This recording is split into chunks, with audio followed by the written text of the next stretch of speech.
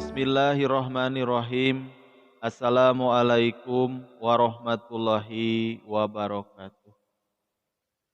Innal hamdalillah nahmaduhu wa nasta'inuhu wa na'udzu billahi min syururi anfusina wa min sayyi'atina a'malina may yahdihillahu fala mudhiyalah wa man yudlilhu fala hadiyalah.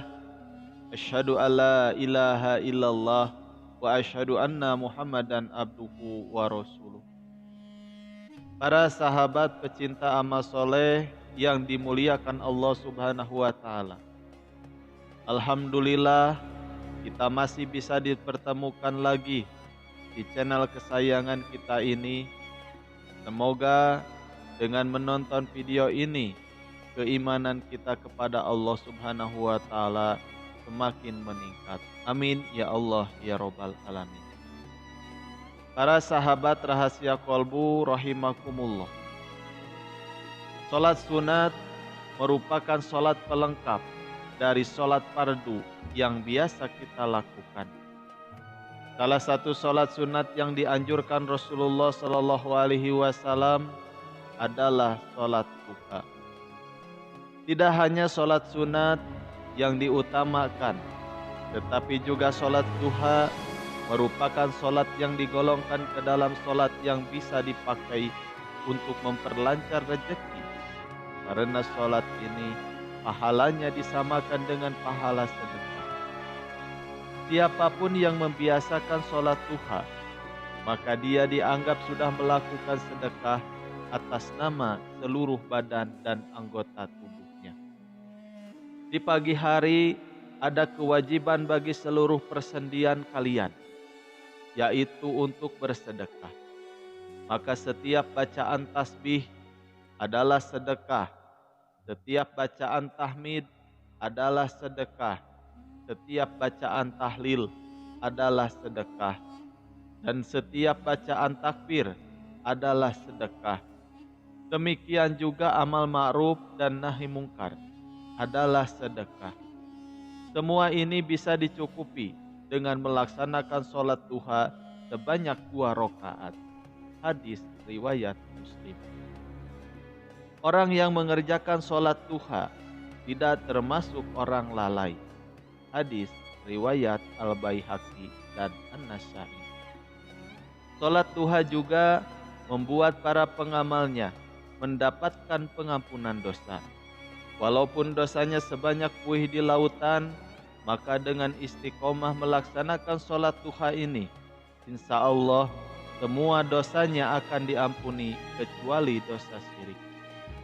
Sebagaimana sabda Rasulullah Shallallahu Alaihi Wasallam, siapa yang membiasakan menjaga sholat duha, dosanya akan diampuni meskipun sebanyak buih di lautan. Hadis riwayat At-Tirmidzi dan Ibnu Majah. Kemudian barang siapa rutin mengerjakan sholat duha juga akan mendapatkan istana megah di surga kelak. Kemudian salah satu keutamaan sholat duha juga, siapapun yang istiqomah dalam melaksanakannya, maka Allah Subhanahu wa taala akan membuatkan istana yang megah di surga untuk orang tersebut.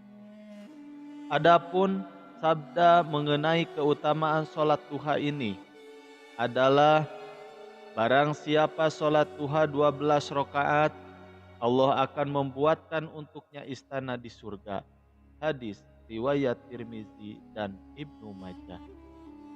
Mengenai waktu sholat duha, ternyata ada waktu dan batasan kapan diperbolehkannya melaksanakan sholat duha. Jangan sampai kita salah waktu dalam menjalankan sholat duha. Yang tadinya ingin mendapatkan pahala, malah mendapatkan dosa karena melaksanakannya di waktu-waktu yang diharamkan untuk sholat duha. Lalu kapan waktu yang diharamkan sholat duha? Yang pertama, pukul 6 sampai 6.30 pagi.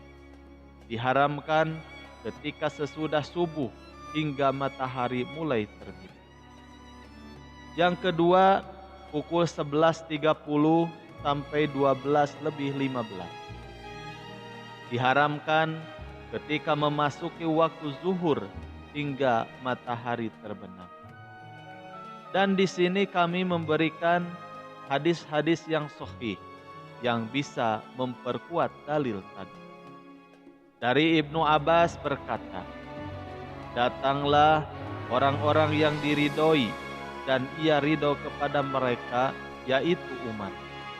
Ia berkata bahwasanya Nabi Shallallahu Alaihi Wasallam melarang sholat sesudah subuh hingga matahari bersinar, dan sesudah asar hingga matahari terbenam." Hadis riwayat Bukhari. Zaid bin Arqam bahwa ia melihat orang-orang yang mengerjakan sholat duha pada waktu yang belum begitu siang. Maka ia berkata, "Ingatlah, sesungguhnya mereka telah mengetahui bahwa sholat duha pada selain saat-saat seperti itu adalah lebih utama. Karena sesungguhnya Rasulullah Shallallahu Alaihi Wasallam bersabda, sholatnya orang-orang yang kembali kepada Allah adalah pada waktu anak-anak onta sudah bangun dari pembaringannya karena tersengat panasnya matahari." Hadis riwayat Muslim. Ibnu Umar berkata, Rasulullah Shallallahu Alaihi Wasallam bersabda, "Apabila sinar matahari terbit, maka akhirkanlah atau jangan melakukan sholat hingga matahari tinggi. Dan apabila sinar matahari terbenam, maka akhirkanlah atau jangan melakukan sholat hingga matahari terbenam." Hadis riwayat Bukhari. Demikian yang bisa kami sampaikan. Semoga bermanfaat. Wabillahi taufiq wal hidayah. Wassalamualaikum warahmatullahi wabarakatuh.